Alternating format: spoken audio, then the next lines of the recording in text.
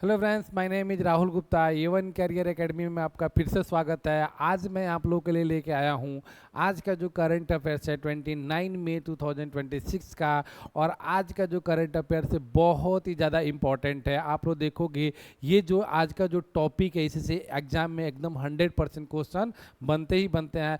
तो इस वीडियो को आप लोग अच्छे से देखिएगा और अच्छे से इसके नोट्स बनाइएगा, क्योंकि आने वाले एग्जाम में आपको इससे क्वेश्चन रहेंगे और ये रहते हैं एकदम, ये टॉपिक इंपॉर्टेंट है। आप लोग भी देखोगे तो आप लोग को भी लगेगा कि ये इंपॉर्टेंट टॉपिक है। ठीक है, तो आज देख लीजिए, आज 29 मई 2026 है और आज का जो पहला करंट अफेयर्स है ये करंट अफेयर्स है बहुत ही बढ़िया कि हमारा जो 5 स्टेट है ना, मतलब 100% क्या हो गया है, साक्षर हो गया है। ठीक है, तो उससे रिलेटेड है, तो आप लोग समझ सकते हो कि कितना इंपॉर्टेंट है। ठीक है, उल्लास पहल के तहत सिक्किम भारत का 5वां पूर्णतः साक्षर राज्य बन गया है। 5वां राज्य बन गया है सिक्किम, और ये समझ लेंगे कि उत्तर पूर्व राज्य का ये तीसरा राज्य है। ठीक है, तो याद रखिएगा। और उसके बाद एक हिमाचल प्रदेश है और उसके बाद एक कौन सा है, एक गोवा है। तो टोटल मिला के आप लोगों के 5 राज्य ऐसे हैं जो उल्लास पहल के तहत 5 राज्य जो हो गए हैं पूरी की पूरी तरह 100% क्या हो गएंगे,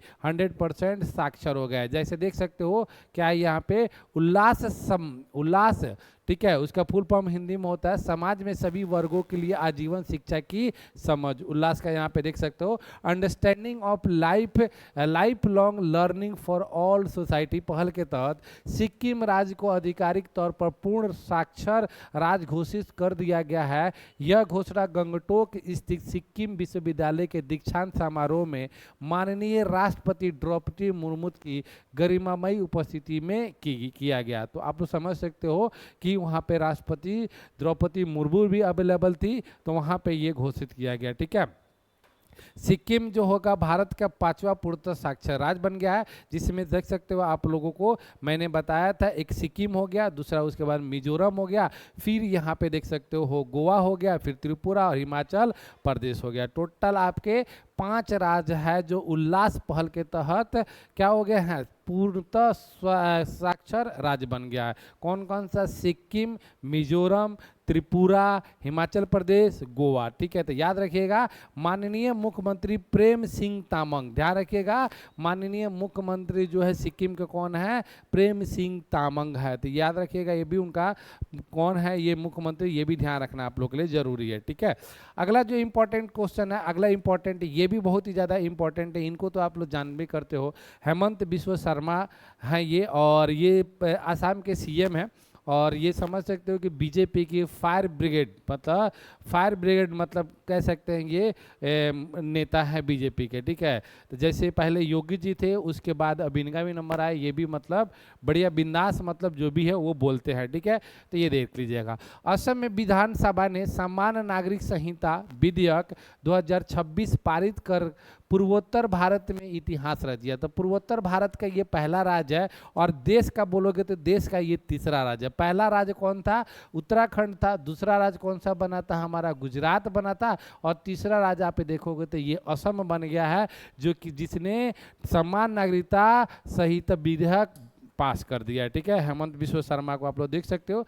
असम विधानसभा ने समान नागरिक संहिता UCC विधेयक 2026 पारित कर दिया है, और ऐसा करने वाला राज्य पूर्वोत्तर भारत का पहला और देश का तीसरा राज्य बन गया है। तो याद रखिएगा आप लोग, देश का तीसरा राज्य बन गया है। ठीक है, ये जो विधेयक है, इस विधेयक का उद्देश्य है विवाह से रिलेटेड कानून को कहना कि सब हर एक, मतलब कोई भी, पहले क्या होता था, हिंदू मैरिज लॉ अलग था, मुस्लिम मैरिज लॉ अलग था, तो अलग अलग जाति का लॉ अलग था। बट इसके तहत क्या हो जाएगा, सबके लिए क्या हो जाएगा, एक ही रूल फॉलो होगा। ठीक है, तलाक हो गया, उत्तराधिकारी हो गया, लिव इन रिलेशनशिप हो गया, से संबंधित मामलों में राज्य के सभी निवासियों के लिए एक समान नागरिकता कानून का ढांचा स्थापित करता है। पहले सबके लिए अलग अलग नागरिकों निवासी के लिए कोई अलग कास्ट का है तो अलग के लिए, लेकिन अभी के टाइम में क्या हो गया कि ये समान नागरिक कानून यही कहलाता है। ठीक है, तो याद रखिएगा आप लोग। लिव इन रिलेशनशिप के लिए देखोगे तो पहले ऐसा कुछ प्रावधान नहीं था कि जिसको अगर रहना है साथ में वो रह सकता है, लड़का लड़की अगर राजी है तो वो साथ में लिव इन रिलेशनशिप में रह सकते हैं। बट अभी के टाइम में ऐसा हो गया कि लिव इन रिलेशनशिप में अगर आसाम में आपको रहना है तो कुछ चीज़ें प्रावधान है, उसको आपको रजिस्ट्रेशन कराना पड़ेगा। ठीक है, देख लीजिए, लिव इन रिलेशनशिप के लिए अनिवार्य पंजीकरण, मैंने बताया ना, रिलेशनशिप में रहना है तो रजिस्ट्रेशन कराना पड़ेगा। इस विधेयक के सबसे विवादास्पद प्रावधानों में से एक लिव इन रिलेशनशिप से संबंधित चिंता है। नए प्रस्तावित कानून के तहत लिव इन रिलेशनशिप में रहने वाले जोड़ों को अपने अधिकार क्षेत्र के सब रजिस्ट्रार के पास अपने रिश्ते को आधिकारिक रूप से पंजीकृत करना होगा। आपको बताना होगा, पहले क्या है कि लड़का हो गया लड़की हो गई राजी है, बिना घर को बताए किसी को बिना बताए ही क्या करते थे, साथ में वो रहते थे, जिसको हम लोग लिव इन रिलेशनशिप कहते हैं। बड़े बड़े सिटी में होता है और आज भी होता है, दिल्ली मुंबई कलकत्ता ये सब चीज़ों में होती है। लेकिन अब के टाइम में अगर मान लीजिए आसाम में अगर किसी लिविंग रिलेशनशिप में रहना है तो क्या करना पड़ेगा, जाके रजिस्ट्रेशन कराना पड़ेगा।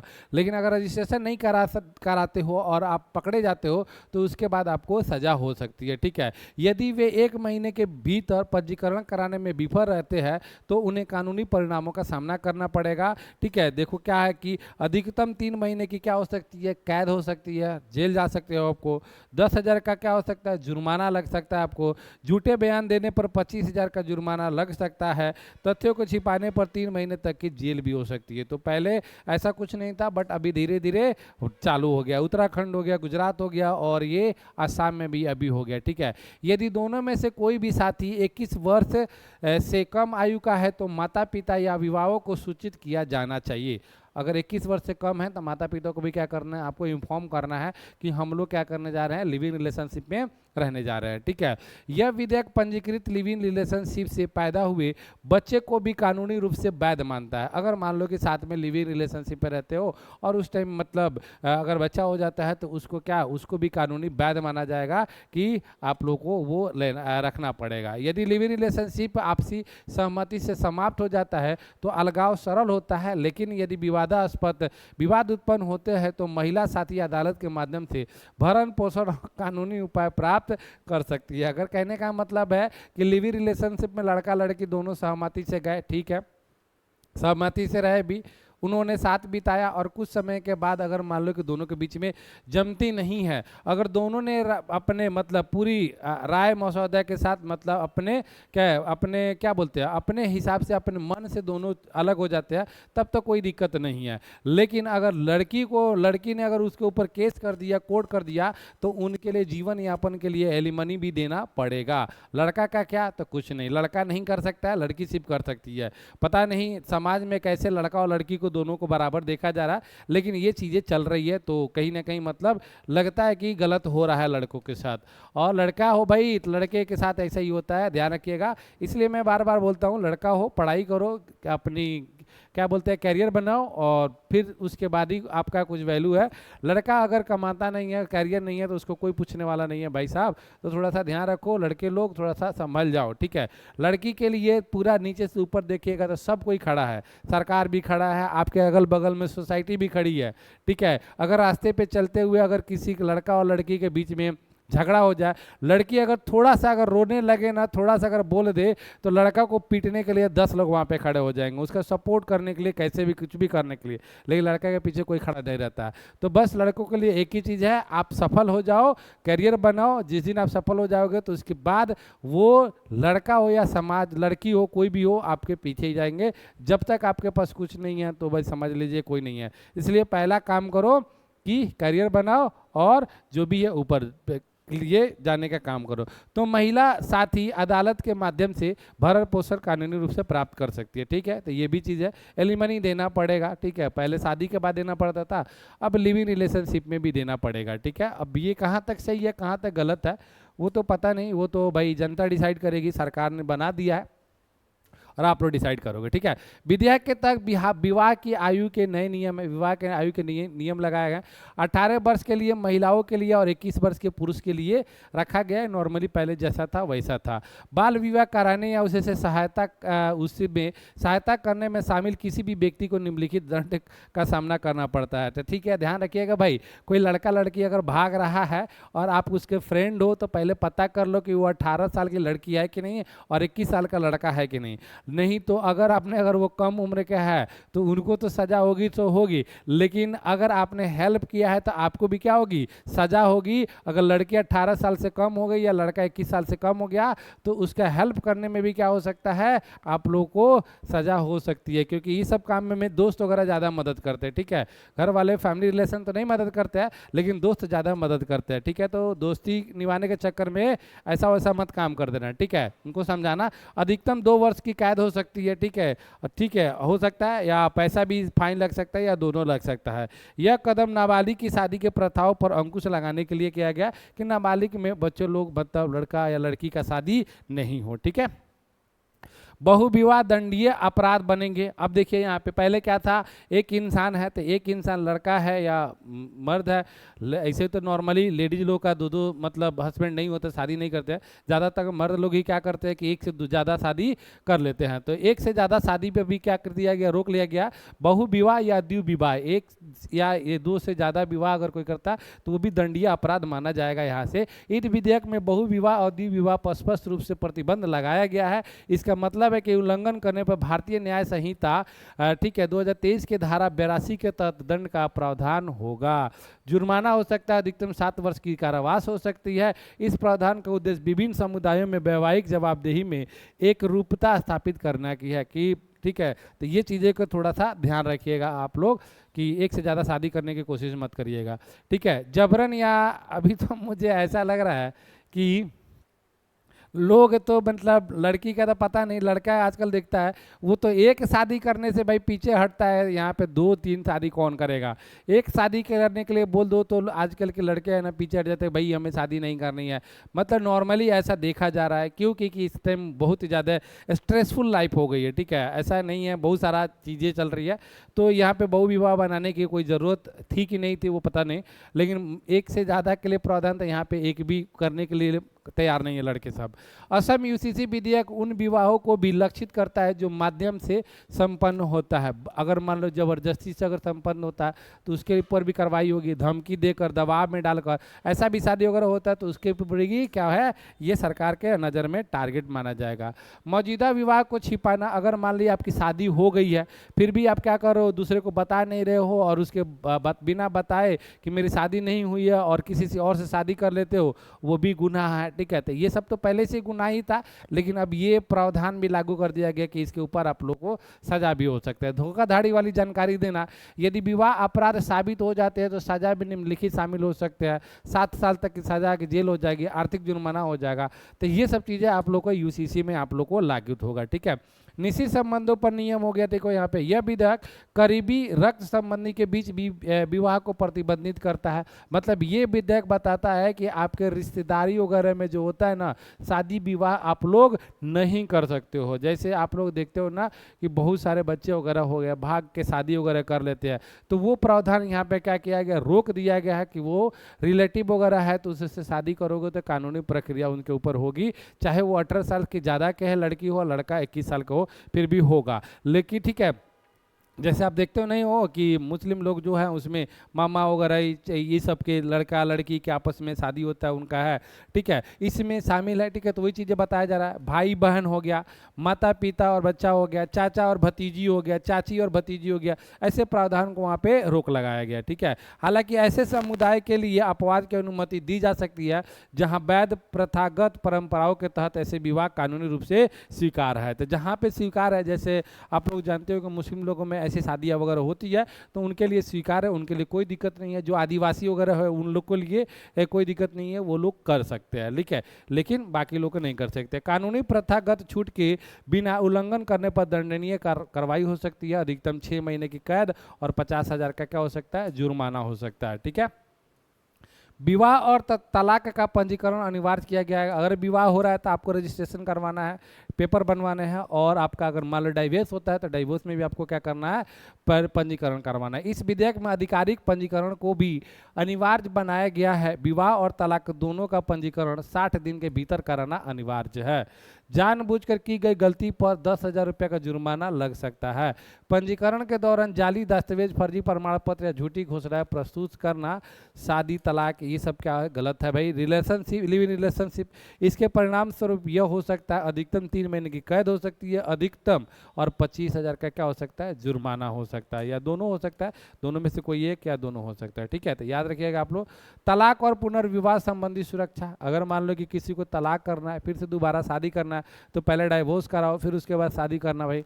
नए प्रस्तावित कानून के तहत व्यक्तियों को तलाकशुदा लोगों पर जो पुनर्विवाह करना चाहते हैं गैर कानूनी या शोषणकारी शर्तें थोपने से रोका गया है। ठीक है, तो ये सब चीजें ध्यान रखिएगा। यदि कोई व्यक्ति ऐसी परिस्थिति में उत्पन्न करता है तो दंड के निम्नलिखित है, अधिकतम 3 वर्ष की कैद हो सकता है, 1 लाख रुपए उनको जुर्माना दिया जा सकता है। बच्चे की अभिरक्षा के नियम, मान लो कि अगर मान ले कि मम्मी पापा है, मतलब कोई दोनों कपल लोग हैं, शादी हो गया है, लेकिन उनके बाद उनके बच्चे हो जाते हैं, तो 5 साल तक वो बच्चे को रखने का अधिकार किसके पास, मम्मी के पास है। फिर उसके बाद वो देखा जाएगा, तो वही चीज़ें यहाँ पे बोला जा रहा है। पारिवारिक कानून का एक उल्लेखनीय प्रावधान बच्चे की हिरासत से संबंधित है। प्रस्तावित कानून के तहत 5 वर्ष से कम आयु के बच्चे माता के देखरेख में रहेंगे। इसका उद्देश्य छोटे बच्चों के स्पष्ट डिफॉल्ट अभिरक्षा का ढांचा तैयार किया गया है। तो ये सब चीज़ें थोड़ा सा ध्यान रखिएगा। आदिवासी समुदाय और धार्मिक रीति रिवाजों को छूट दी गई है। जो आदिवासी है और उनके धार्मिक तरीके से शादी विवाह करते हैं, तो उनके लिए क्या कर दिया गया है, छूट किया गया है। देख सकते हो यहाँ पे। असम के प्रस्तावित यूसीसी का सबसे महत्वपूर्ण पहलू इसका छूट ढांचा है। मुख्यमंत्री ने स्पष्ट किया कि आदिवासी समुदाय को पूरी तरह से छूट दी जाएगी। इसके अतिरिक्त निम्नलिखित बातें यूसीसी के दायरे से बाहर रहेगी। धार्मिक अनुष्ठान हो गया, ये बाहर रहेगा। पारंपरिक रीति रिवाज हो गया, ये बाहर रहेगा। संस्कृति प्रथा जो रहेगा बाहर, इसी से अलग रहेगा, नहीं रहेगा इसमें। सामुदायिक परंपरा, ये सब चीज़ें रहेगी। तो यूसीसी का मुद्दा बहुत ही सेंसिटिव है, तो इसलिए एग्जाम के लिहाज से बहुत ही ज़्यादा इंपॉर्टेंट क्वेश्चन है। तो आप लोग ध्यान रखिएगा, ये टॉपिक है, पढ़ के रखिएगा, नोट्स बना के रखिएगा, आने वाले एग्जाम में आप लोग को पूछे जाएंगे। ठीक है, तो ध्यान रखिएगा। और आजकल स्टेटमेंट बेस्ड क्वेश्चन आते हैं, तो ये बहुत ही ज़्यादा स्टेटमेंट बना के दे देंगे कि यूसीसी में कौन से प्रावधान है। ऐसा क्वेश्चन वनडे में पूछे जाएंगे कि निम्नलिखित में कौन से राज्य में यूसीसी लागू है। ये तो मतलब वनडे। बाकी अगर बीपीएससी वगैरह हो गया, यूपीएससी हो गया, तो उसमें स्टेटमेंट बेस्ड क्वेश्चन आते हैं, तो इससे बहुत सारी चीज़ें फैक्ट आप लोग को निकल के आते हैं। ठीक है, सिद्धारमैया ने कर्नाटक के मुख्यमंत्री पद से इस्तीफा दे दिया। देखिए यहाँ पे सिद्धारमैया ने क्या कर दिया, कर्नाटक के पहले मुख्यमंत्री थे, अभी इन्होंने क्या कर दिया, इस्तीफा दे दिया। और इसके बाद बनने के, अभी बने नहीं है, डीके शिव कुमार पद संभालेंगे, मतलब सीएम बनेंगे, ऐसा सुनने में आ रहा है, लग रहा है। बाकी देखते हैं क्या होता है। देख लीजिए, ये है सिद्धारमैया और ये डीके हैं ये। ठीक है, देख लीजिए, कर्नाटक के माननीय मुख्यमंत्री सिद्धारमैया ने आधिकारिक तौर पर मुख्यमंत्री पद से इस्तीफा दे दिया और संभवतः उप मुख्यमंत्री डीके शिव कुमार थे, वो बनेंगे। ठीक है, सॉरी, ये ध्यान रखना आप लोग को। केंद्रीय मंत्री ज्योतिरादित्य सिंधिया ने त्रिपुरा में 236 करोड़ रुपए की मिशन क्वीन पाइन एप्पल परियोजना का शुभारंभ किया। जो पाइन एप्पल होता है ना, अनानास जो होता है, उसके लिए इन्होंने 236 करोड़ रुपए के क्वीन पाइन एप्पल परियोजना का शुभारंभ किया है। तो क्वेश्चन अगर आ जाए कि क्वीन पाइन एप्पल परियोजना कहाँ शुरू किया गया है, तो याद रखिएगा किसने शुरू किया है, तो ये भी याद रखिएगा आप लोग। ठीक है, केंद्रीय मंत्री ज्योतिरादित्य सिंधिया ने त्रिपुरा में 236 करोड़, ठीक है, तो याद रखना है आपको, ज्योतिरादित्य सिंधिया और त्रिपुरा में 236 करोड़ रुपए के मिशन क्वीन पाइन एप्पल, क्या नाम रखना है आप लोग का याद, मिशन क्वीन पाइन एप्पल। ठीक है, परियोजना का शुभारंभ किया। इस पहल का उद्देश्य त्रिपुरा के प्रसिद्ध जीआई टैग प्राप्त क्वीन पाइन एप्पल, वहाँ का पाइन एप्पल जो है ना वो जीआई टैग प्राप्त है, तो उसको बढ़ावा देने के लिए प्रीमियम ब्रांड में बदलना है। यह कार्यक्रम पाइन एप्पल की संपूर्ण मूल्य श्रृंखला में आधुनिक बुनियादी ढांचे, प्रसंस्करण, निर्यात, ब्रांडिंग और किसानों की भागीदारी पर केंद्रित है। ठीक है, अगला जो चीज़ है यहाँ पे देख सकते हो कोलकाता, ये भी आप लोग को इम्पोर्टेंट है, आने वाले एक साल तक तो इम्पोर्टेंट ये क्वेश्चन रहेंगे, आप लोग ध्यान रखना है, ठीक है। कोलकाता को अंतर्राष्ट्रीय योग दिवस 2026 समारोह के लिए मेजबान शहर के रूप में चुना गया, ठीक है। तो कितना इंपॉर्टेंट है आप लोग समझ सकते हो कि जो कोलकाता है उसको योग के लिए 2026 अंतर्राष्ट्रीय योग दिवस के लिए सेंटर के रूप में चुना गया, ठीक है। भारत ने अंतर्राष्ट्रीय योग दिवस 2026 की तैयारी शुरू कर दी है, 21 आपको पता है जून को होता है, और सरकार ने इस वर्ष के समारोह के लिए कोलकाता को मुख्य शहर घोषित किया है। यह घोषणा मध्य प्रदेश के खजुराहो स्थित यूनेस्को विश्व धरोहर स्थल पर आयोजित भव्य योग महोत्सव 2026 के दौरान की गई। इसके साथ ही आयुष मंत्रालय ने आधिकारिक तौर पर थीम स्वस्थ वृद्ध अवस्था के लिए योग, ठीक है, ये थीम याद रखनिएगा, बहुत ही इंपॉर्टेंट चीज होता है, ये बार बार आप लोग को क्वेश्चन पूछे जाते हैं। थीम समझ लीजिए, या हिंदी में इसको विषय बोला जाता है, ठीक है ना। तो योग दिवस का थीम 2026 का क्या है, तो स्वस्थ वृद्ध अवस्था के लिए योग, ठीक है, अनावरण किया, और शारीरिक फिटनेस, मानसिक स्वास्थ्य और निवारक स्वास्थ्य देखभाल को बढ़ावा देने में योग के बढ़ते महत्व को बताया गया, ठीक है। तो याद रखिएगा। और ये भाई साहब तो भाई साहब है, ठीक है, इनको देखते हैं तो मुझे, इसको देखता हूँ बंदे को खेलते हुए, तो मुझे लगता है कि अब ये बोल सकते हैं एक बिहारी 100 पे भारी। ये बंदा ऐसा है, मतलब क्या मारता है यार, मतलब गजब, ये मतलब मारता। उस दिन आप लोगों ने देखा कि 29 बॉल में 97 रन मारा, ठीक है। और ये भी बताओ कि ये 15 साल का लड़का है बेचारा, ठीक है ना, 15 साल का, और ये मारता है ऐसे कि क्रिस गेल का जो 59 एक सीजन में 59 छक्के मारने का जो रिकॉर्ड है, इसने भी क्या कर दिया, उसका भी इसने क्या कर दिया, तोड़ दिया इसने। और ये 65 छक्का मारा है इस आईपीएल में अभी तक, समझ लो, अभी मैच बाकी है इसके। तो ये मतलब खेलता है मतलब दानव के जैसा, ठीक है। अब हमको लगता है ये समस्तीपुर का रहने वाला है, अब हमको इसको देख के लगता है कि एक बिहारी 100 पे भारी। बाकी लोग तो जो बोलते हैं इसे बना देते हैं एक बिहारी 100 पे भारी, भले जाके क्या करते हैं गुजरात में लोहा पीटेंगे, जाके वहाँ पे मजदूरी करेंगे, ये करेंगे, बहुत सारा मतलब फालतू चीज़ें, मतलब जो भी है रहेंगे कुछ और, वीडियो बनाएंगे कि एक बिहारी 100 पे भारी, और वहाँ बाहर में ये सब चीज़ें होता है। लेकिन ये बंदा है जो सूर्यवंशी, ठीक है, ठीक, वैभव सूर्यवंशी, इसको बोला जा सकता है कि ये एक बिहारी 100 पे भारी, और बेचारा का स्वैग भी अलग ही रहता है, ठीक है। तो आप देख सकते हो, याद रख लेना, ये पहले 59 2012 में किसने मारा था भाई, क्रिस गेल ने मारा था, 2012 में 59 छक्का मारा था, 2012 का आईपीएल में 59 59 छक्के मारे थे, और ये 2026 में इन्होंने क्या कर लिया, 65 छक्का तो अभी तक मार चुका है बेचारा, ठीक है। मतलब कमाल खेलता है भाई, कमाल है, नमस्कार है, ठीक है। देख सकते हो यहाँ पे 15 वर्षीय युवा खिलाड़ी वैभव सूर्यवंशी ने आईपीएल के एक ही सीजन में सबसे ज़्यादा छक्के लगाने का क्रिस गेल का ऐतिहासिक रिकॉर्ड तोड़ दिया। उन्होंने यह उपलब्धि आईपीएल 2026 के एलिमिनेटर मैच जानते हो ना, कि वो अगर मैच ये एलिमिनेटर हो गया, सेमीफाइनल वगैरह हो गया, एलिमिनेटर कि मैच वहाँ पे अगर जीतना जरूरी है, नहीं जीतोगे तो क्या बोलता है, टूर्नामेंट से बाहर हो जाते हो, तो ऐसे मैच को क्या करते हैं, कहते हैं हम लोग एलिमिनेटर मैच कहा जाता है। एलिमिनेट करना मतलब छांट देना, तो यहाँ से आप लोग छटा सकते थे कोई भी अगर मैच, ये सेमीफाइनल ही चल रहा था, इसलिए एलिमिनेटर मैच जो होते हैं ना वो बड़े होते हैं। मतलब एलिमिनेटर मैच क्या होता है, वो समझ लो फाइनल ही होता है, क्योंकि अगर एलिमिनेटर मैच हार जाते हो तो आप लोग फाइनल में नहीं जाओगे, तो फाइनल में जाओगे नहीं तो फाइनल खेलोगे नहीं, तो फाइनल खेलोगे नहीं तो जीतोगे कहाँ से, तो इसलिए ऐसे मैच को एलिमिनेटर मैच या समझ सकते हो फाइनल मैच ही कहा जाता है।